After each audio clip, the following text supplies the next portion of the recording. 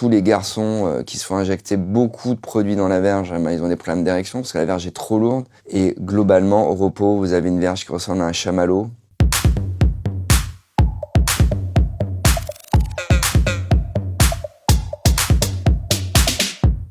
En fait, c'est un constat anatomique.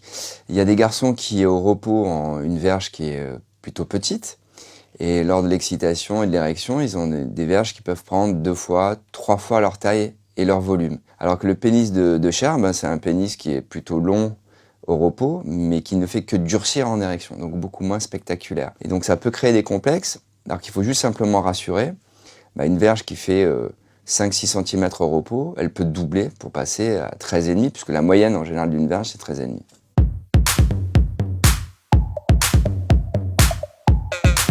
Les mains qu'il y avait sur les grottes de Lascaux, où les hommes préhistoriques soufflaient de la terre et on a gardé le profil des mains. On s'est rendu compte qu'en fait, plus il y avait de testostérone, plus l'annulaire pouvait être long. Donc on s'est dit, si on a des grandes mains, forcément il y a plus de testo, forcément on va avoir une verge plus grande. Et en fait, il n'y a pas de corrélation. Globalement, on peut avoir des grandes mains et un petit sexe. Donc on peut pas savoir à l'avance. C'est sympa le mystère aussi.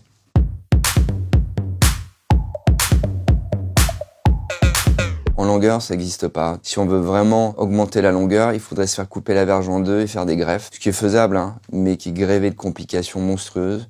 Donc non. Par contre, l'élargissement, vous avez le silicone, le métacrylate, l'acide hyaluronique, enfin toutes sortes de substances qu'on peut s'injecter, qui elles, évidemment, sont à l'origine de beaucoup de complications. Et il y a la graisse. On peut prendre votre graisse du ventre, la centrifuger et puis vous l'injectez dans la verge pour avoir une verge un peu plus large. Ça marche pas très bien, c'est pas très esthétique au bout du compte. Et globalement, au repos, vous avez une verge qui ressemble à un chamallow. En érection, la verge va être évidemment beaucoup plus lourde. Donc tous les garçons qui se font injecter beaucoup de produits dans la verge, ils ont des problèmes d'érection. On est pour certains toujours bloqué dans cette image de la virilité liée à la taille du sexe. Moi, mon message, c'est d'être bienveillant sur le fait qu'un sexe, il est adapté de toute façon à un vagin. Vous savez quelle est la taille d'un vagin au repos ? 7 cm. Donc il faut comprendre qu'une verge en moyenne, ça fait 13,5. Si on dépasse les 15 cm, on fait partie des 10%. Au-delà de 17, c'est 1%.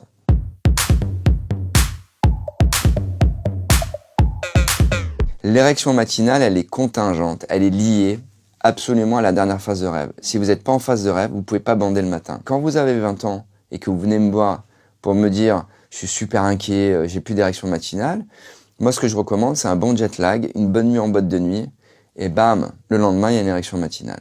Parce que si on décale sa phase de sommeil, on aura donc une phase de rêve plus tardive ou plus précoce.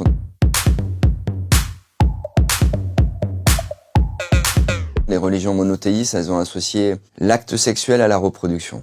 Donc qu'il fallait évidemment avoir du plaisir au moment d'éjaculer. Maintenant, il y a d'autres cultures, en Asie essentiellement, en Inde, on appelle ça le tantrisme, et en Chine, on appelle ça le taoïsme. Et eux, ils savent qu'on peut dissocier orgasme et éjaculation. Alors l'excitation, plus elle dure longtemps, plus on va sécréter du liquide séminal. Et donc évidemment, si en plus on a 2-3 jours d'abstinence, on peut avoir un volume d'éjaculat qui peut monter jusqu'à 6 ml. En moyenne, un éjaculat, c'est 3-4 ml, mais des fois, on peut monter jusqu'à 6-7 ml.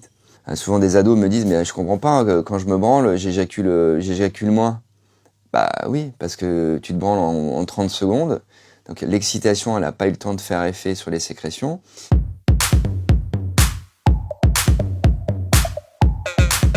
Cet organe, il a 3 fonctions. Premièrement, c'est un organe qui permet de protéger les testicules des infections. Deuxièmement, c'est une petite centrale hormonale. Troisièmement, c'est un organe qui permet aux spermatozoïdes d'être fertiles. Ce qui est un peu plus intéressant, c'est est-ce que la prostate, c'est un organe sexuel ? Non. Ça peut être essentiellement un objet d'excitation. Se faire une petite olive, se faire masser la prostate. Maintenant, dire que dans la prostate, il y a un point G qui serait absolument dinguissime à découvrir. Alors, il faut savoir que l'excitation dans la sodomie, bien souvent, c'est la dilatation du sphincter interne. On fait rentrer alors que normalement, ça doit sortir. Donc là, il y a une vraie excitation. Si par contre, ça vous excite, oui, vous pourrez avoir des orgasmes intenses parce que vous serez dans l'excitation. C'est comme les testicules. Vous faire masser les testicules, ça concourt à l'excitation, mais il n'y a pas de récepteur dédié Au plaisir.